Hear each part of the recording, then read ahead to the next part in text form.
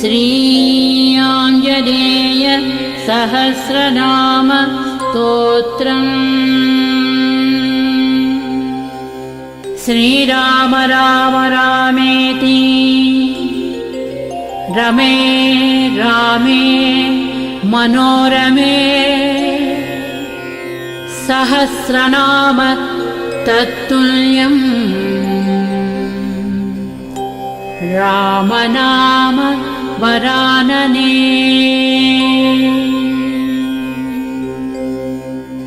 ॐ हनुमान् श्रीप्रदो वायुपुत्रो रुद्रो अनघो अजरः अमृत्युर्वीरवीरश्च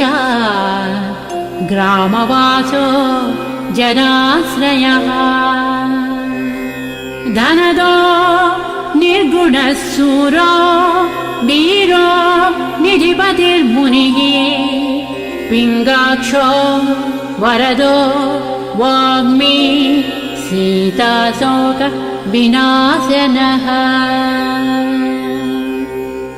शिवः सर्वः परो व्यक्तो व्यक्ताव्यक्तो धराधरः पिङ्गकेश पिङ्गरोमा श्रुतिगम्यः सनातनः अनादिर्भगवान् देवो विश्वहेतुर्जनाश्रयः आरोग्यकर्ता विश्वेशो विश्वनाथो हरीश्वरः भर्गो रामो रामभक्तः कल्याणः प्रकृतिस्थिरः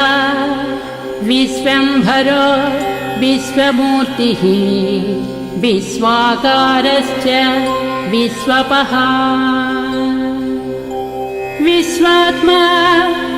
विश्वासेव्योऽध विश्वो विश्वहरो रविः विश्वचेष्टो विश्वगम्यो विश्वध्येयः कलाधरः प्लवङ्गमः कपिश्रेष्ठो ज्येष्ठो विद्यावनेचरः बालो वृद्धो युवा तत्त्वं तत्त्वगम्यः सुखो ह्यजः अंजनासूनुरव्यग्रो ग्रामशान्तो धराधरः भूर्भुवस्वर्महर्लोको जनलोकस्तपोव्ययः सत्यमोङ्कारगम्यश्च प्रणवो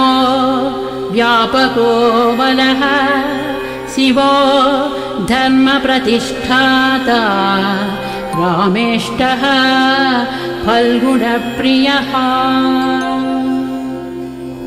गोष्पदीकृतवारासिः पूर्णकामो धरापतिः रक्षोघ्नः पुण्डरीकाक्षः शरणागतवत्सलः जानकी प्राणदाता च रक्षः प्राणापहारकः पूर्णसत्त्वः पीतवासाः दिवाकरसमप्रभः द्रोणहर्ता शक्तिनेता शक्तिराक्षसमारकः रक्षोघ्नो रामदूतश्च शाकिनी जीवहारकः बुभुक्तारहता राती गर्भः पर्वतभेदनः हेतुमा प्रांशुबीजं च विश्वभर्ता जगद्गुरुः जगत्त्राता जगन्नाथो जगदीशो जनेश्वरः जगत्पिता हरिश्रीशो गरुडन्मयभञ्जनः पार्दध्वजो वायुपुत्रो मित्रपुच्छोऽमितप्रभः ब्रह्मपुच्छः पदब्रह्मपुच्छो रामेष्ट एव च सुग्रीवादियुतो ज्ञानी वानरो वानरेश्वरः कल्पस्थायी चिरञ्जीवी प्रसन्नश्च सदा शिवः सन्नतिः सद्गतिर्भुक्ति मुक्तिदः कीर्तिदायकः कीर्तिः कीर्तिप्रदश्चैव समुद्रश्रीप्रदः शिवः उदधिक्रमणो देवः संसारभयनाशनः वार्धिबन्धनकृद्विश्वजेता विश्वप्रतिष्ठितः लङ्कारिः कालपुरुषो लङ्केशे गृहभञ्जनः भूतावासो वासुदेवो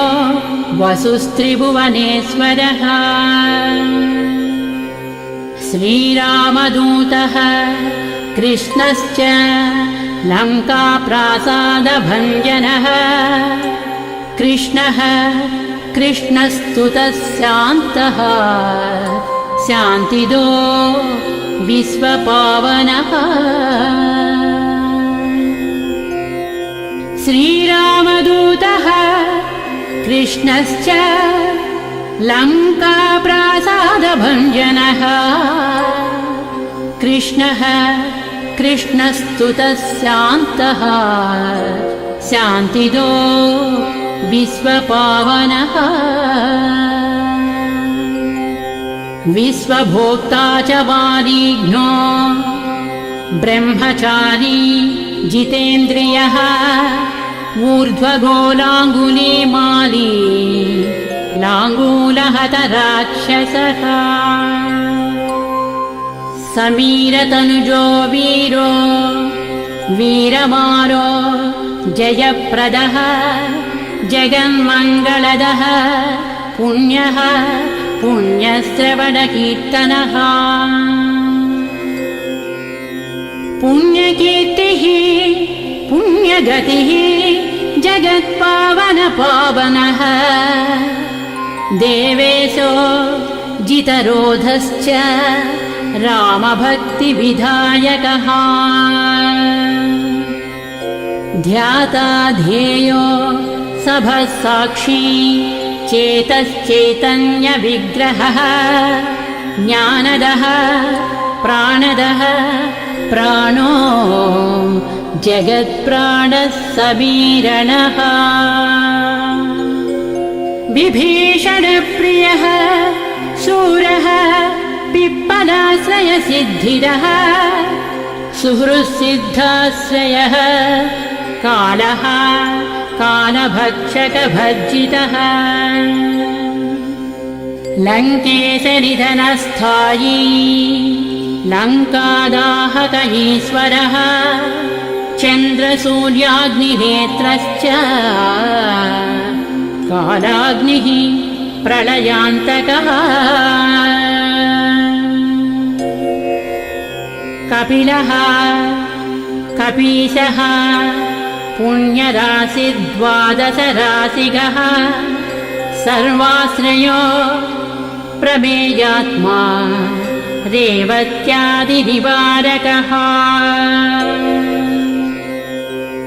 लक्ष्मणप्राणदाता च सीताजीवनहेतुकः रामध्येयो हृषीकेशो विष्णुभक्तो जटीबली देवानिदर्पः होता कर्ता हर्ता जगत्प्रभुः नगरग्रामपालश्च शुद्धो बुद्धो निरन्तरः निरञ्जनो निर्विकल्पो गुणातीतो भयङ्करः हनुमांश्च दुराराध्य सप्तः साध्यो अमरेश्वरः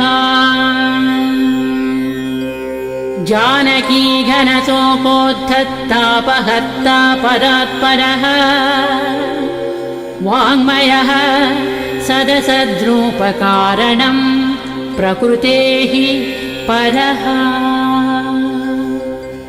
भाग्यदो निर्मलो नेता पुच्छलङ्काविदाहकः पुच्छबद्धो यातु दानो यातु दानरिपुप्रियः छायापहारी भूतेशो लोकेशः सद्गतिप्रदः प्लवङ्गमेश्वरः क्रोधः क्रोधसंरक्तलोचनः क्रोधहर्ता तापहर्ता भक्ता भयवरप्रदः भक्तानुकम्पी विश्वेशः पुरुहूतः पुरन्दरः अग्निर्विभावसुर्भास्वान् यमो निर्वृतिरेव च वरुणो वायुगतिमान् वायुः कौबेरईश्वरः रविश्चन्द्रः कुजः सौम्यो गुरुः काव्यः शनैश्चरः राहुः केतुः मरुधोता धाता हर्ता समीरकः मशकीकृतदेवारिः दैत्यारिर्मधुसूदनः कामः कपिः कामपालः कपिलो विश्वजीवनः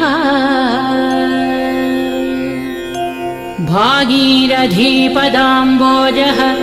सेतुबन्धविशारदः स्वाहा स्वधा हविः कव्यं हव्यकव्यप्रकाशकः स्वप्रकाशो महावीरो लघुश्चामितविक्रमः प्रडीनोड्डीनगतिमान् सद्गतिः पुरुषोत्तमः जगदात्मा जगद्योनिः जगदन्तो ह्यनन्तकः विपाप्मा निष्कलङ्कश्च महदहं कृतिः खं वायुः पृथिवी आपो वह्निर्दिक्काल एव च क्षेत्रज्ञः क्षेत्रपालश्च पल्वलीकृतसागरः हिरण्मयः पुराणश्च खेचरो भूचरो मनुः हिरण्यगर्भः सूत्रात्मा राजराजो विशाम्पतिः वेदान्तवेद्योद्गीधश्च वेदवेदाङ्गपारगः प्रतिग्रामस्थितः सद्यस्फूर्तिदाता गुणाकरः नक्षत्रमाली भूतात्मा सुरभिः कल्पपादपः चिन्तामणिः गुणनिधिः प्रजापतिरनुत्तमः पुण्यश्लोकः पुरारातिः ज्योतिष्मान् शार्वरीपतिः किलिकिल्यारवत्रस्तभूतप्रेतपिशाचकः ऋणत्रयहरः सूक्ष्मस्थूलः सर्वगतः पुमान् अपस्मारहरः स्मर्ता श्रुतिर्गाधा स्मृतिर्मनुः स्वर्गद्वारः प्रजाद्वारो मोक्षद्वारः कपीश्वरः नादरूपः परब्रह्म ब्रह्म ब्रह्मा पुरातनः एकोनैको जन्मशुक्लः स्वयं ज्योतिरनाकुलः ज्योतिर्ज्योतिरनादिश्च सात्विको राजसत्तमः तमोहर्ता निरालम्बो निराकारो गुणाकरः गुणाश्रयो गुणमयो बृहत्कायो बृहदृशः बृहद्धनुर्बृहत्पादो बृहन्मूर्धा बृहत्सपः बृहत्कर्णो बृहन्नासो बृहन्नेत्रो बृहद्गळः बृहद्यत्नो बृहच्चेष्टो बृहत्पुच्छो बृहत्करः बृहद्गतिर्बृहत्सेव्यो बृहल्लोकफलप्रदः बृहच्छक्तिर्बृहद्वाञ्छफलदो बृहदीश्वरः बृहल्लोकनुतो द्रष्टा विद्यादाता जगद्गुरुः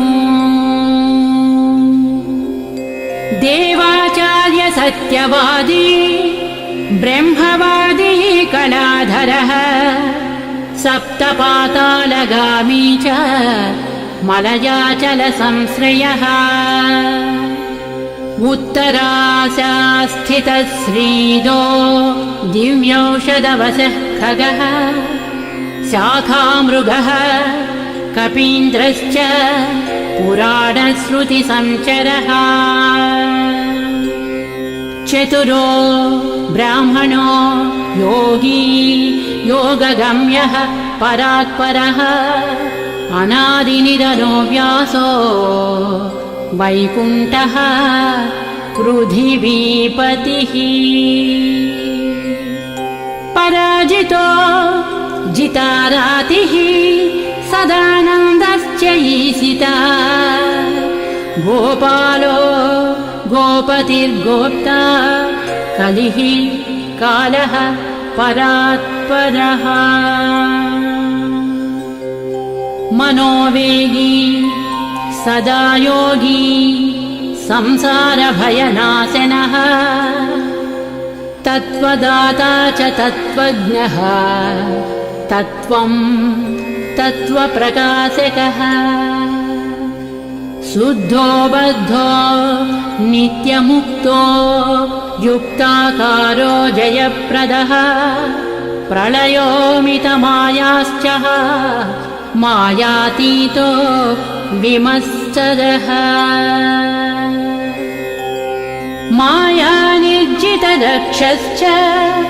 मायानिर्मितविष्टपः मायाश्रयश्च निर्लेपो मायानिर्वञ्चक सुखः सुखी सुखप्रदो नागो महेशकृतसंस्तवः महेश्वरः सत्यसन्धः शरभः कलिपावनः रसोरसज्ञः सम्मानः तपश्चक्षुश्च भैरवः घ्राणो गन्ध स्पर्शनं च स्पर्शोऽहङ्कार मानदः नेति नेतीति गम्यश्च वैकुण्ठभजनप्रियः गिरीशो गिरिजाकान्तो दुर्वासाः कविरङ्गिराः भृगुर्वसिष्ठः च्यवनस्तुम्बुरुर्नारदो मलः विश्वक्षेत्रं विश्वबीजं विश्वनेत्रश्च विश्वपः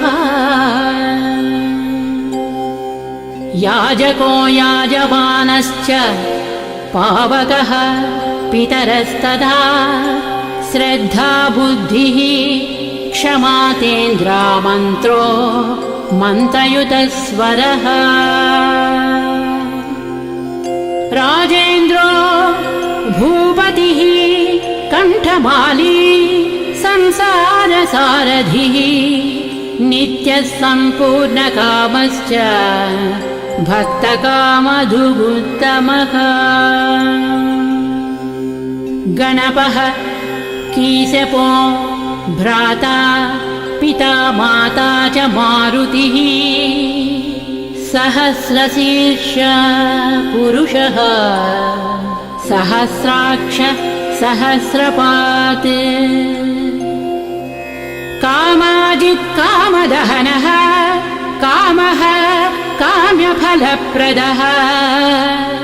मुद्राहारी च रक्षोघ्नः क्षितिभारहरो बलः नखदंष्ट्रायुधो विष्णुभक्तो भयवरप्रदः दर्पः दर्पदो दृप्ता शतमूर्तिः अमूर्तिमान् महानिधिर्महाभागो महाभोगो महाद्ददः महाकारो महायोगी महातेज महाद्युतिः महाकर्म महानादो महामन्त्रो महामतिः महाशयो महोदारो महादेवात्मको विभुः रुद्रकर्म क्रूरकर्म रत्ननाभः कृतागमः अम्बोधिलङ्घनः सिंहो नित्यो धर्मप्रमोदनः जितामित्रो जयः सामो विजयो वायुवाहनः जीवदाता सहस्रांशुः मुकुन्दो भूरिदक्षिणः सिद्धार्थः सिद्धिदः सिद्धसङ्कल्पसिद्धिहेतुकः सप्तपातालभरणः सप्तर्षिगणवन्दितः सप्ताब्दिलङ्घनो वीरः सप्तद्वीपोरुमण्डलः सप्ताङ्गराज्यसुखदः सप्तमातृनिषेवितः सप्तलोकैकमकुटः सप्तहोता स्वदाश्रयः सप्तच्छन्दो निधिः सप्तच्छन्द सप्तजनाशयः सप्तसामोपगीतश्च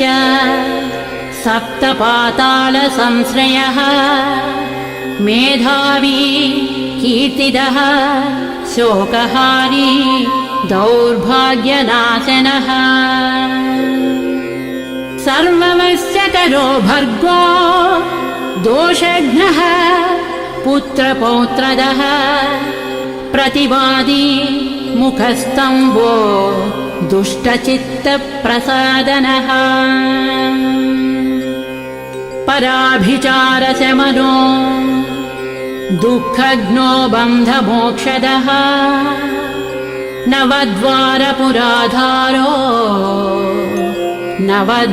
नवद्वारनिकेतनः नरनारायणस्तुत्यो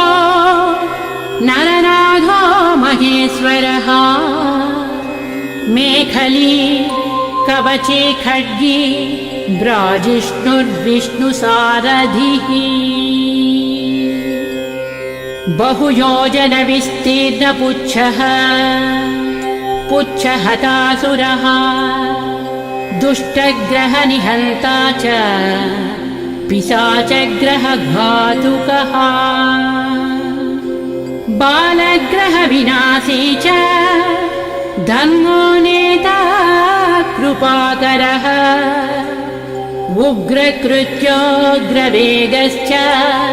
उग्रनेत्रः शतक्रतुः शतमन्युस्तुतस्तुत्यः स्तुतिस्तोता महाबलः समग्रगणशाली च व्यग्रो रक्षो विनाशकः रक्षोघ्नहस्तो ब्रह्मेशः श्रीधरो भक्तवत्सलः मेघनादो मेघरूपो मेघवृष्टिनिवारकः मेघजीवनहेतुश्च मेघश्यामः परात्मकः समीरतनयो बोद्धा तत्त्वविद्या विशारदः अमोघो अमोघवृद्धिश्च इष्टदो अनिष्टनाशकः अर्धो अर्धापहारी च समर्थो रामसेवकः अर्धीधर्यः सुरारातिः पुण्डरीकाक्ष आत्मभूः संकर्षणो विशुद्धात्मा विद्याराशिः सुरेश्वरः अचलोद्धारको नित्यसेतुकृद्रामसारथिः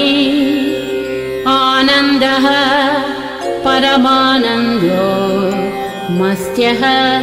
कूर्मो निधिशमः वराहो नारसिंहश्च वामनो जमदग्निजः रामः कृष्णः शिवो बुद्धः कल्की रामाश्रयो हरः नन्दी भृङ्गी च चण्डी च गणेशो गणसेवितः कर्माध्यक्षः सुराध्यक्षो विश्रमो जगतां पतिः जगन्नाथः कपिश्रेष्ठः सर्वावासः सदाश्रयः सुग्रीवादिस्तुतः शान्तः सर्वकर्मप्लवङ्गमः नखदारितरक्षश्च नखायुधविशारदः कुशलः सुधनस्येषो वासुकिस्तक्षकस्वरः स्वर्णवर्णो बलाढ्यश्च रामपूज्यो घनाशनः कैवल्यदीपः कैवल्यो गरुडः पन्नगो गुरुः किल्यारावहताराति गर्वः पर्वतभेदनः वज्राङ्गो वज्रवेगश्च भक्तो वज्रनिवारकः नखायुधो मणिग्रीवो ज्वालामाली च भास्करः प्रौढप्रतापस्तपनो भक्ततापनिवारकः शरणं जीवनं भोक्ता नानाचेष्टो ह्यचञ्चलः सुस्वस्थोष्टास्यः दुःखशमनः पवनात्मजः पावनः पवनः कान्तो भक्तागस्सहनो बलः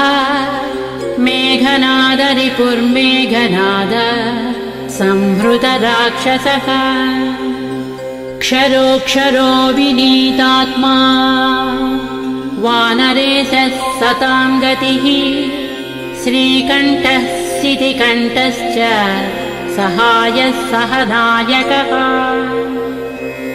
अस्तूलस्त्वननुः भर्गो देवः संहृतिनाशनः अध्यात्मविद्यासारश्च अध्यात्मकुशलः सुधीः अकल्मषः सत्यहेतुः सत्यगः सत्यगोचरः सत्यगर्भः सत्यरूपः सत्यम् सत्यपराक्रमः अंजनाप्राणलिङ्गश्च वायुवंशोद्भवः सुधीः भद्ररूपो रुद्ररूपः सुरूपश्चित्ररूपधृत् मैनाकवन्दितः सूक्ष्मदर्शनो विजयो जयः क्रान्तदिग्मण्डलो रुद्रः प्रकटीकृत विक्रमः कम्बुकण्ठः प्रसन्नात्मा ह्रस्वनासो वृकोदरः लम्बोष्टः कुण्डली चित्रवाणी योगविदाम्बरः विपश्चित्कविरानन्दविग्रहो अनन्यशासनः फल्गुनीसूनुरव्यग्रो योगात्मा योगतत्परः योगवेद्यो योगरक्तो योगयोनिर्दिगम्बरः अकारादिक्षकारान्त वर्णनिर्मित विग्रहः उलूखलमुखः सिंहः संस्तुतः परमेश्वरः श्लिष्टजङ्घः श्लिष्टजानुः श्लिष्टपाणिः शिखाधरः सुशर्मामितशर्मा च नारायणपरायणः जिष्णुर्भविष्णुरोचिष्णुर्ग्रसिष्णुस्थाणुरेव च हरिरुद्रानुकृद्वृक्षकम्पनो भूमिकम्पनः गुणप्रवाहसूत्रात्मा वीतरागस्तुतिप्रियः नागकन्याभयध्वंसी रुक्मवर्णः कपालभृत् अनाकुलो भवोपायो नपायो वेदपारगः अक्षरः पुरुषो लोकनाथो रक्षः प्रभुर्दृढः अष्टाङ्गयोगफलभुक् सत्यसन्धः पुरुष्ठुतः श्मशानस्थाननिलयः प्रेतविद्रावणक्षमः पञ्चाक्षरपरः पञ्चमातृको रञ्जनध्वजः योगिनी बृन्दवन्द्यश्च शत्रुघ्नो अनन्तविक्रमः ब्रह्मचारी इन्द्रियरिपुः धृतदण्डो दशात्मकः अप्रपञ्चः सदाचारः शूरसेनविदारकः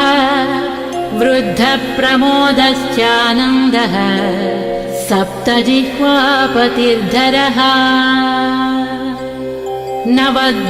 नवद्वारपुराधारः प्रत्यग्रः सामगायकः षट्चक्रधामा स्वर्लोको भयहृन्मानदो मदः सर्ववश्यकरः शक्तिर्नेता च अनन्तमङ्गलः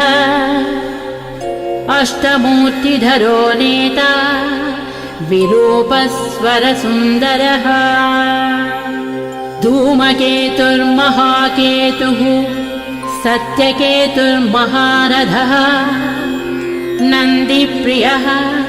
स्वतन्त्रश्च मेखली समरप्रियः लोहाङ्गः सर्वविद्धन्वी षट्कलः सर्व ईश्वरः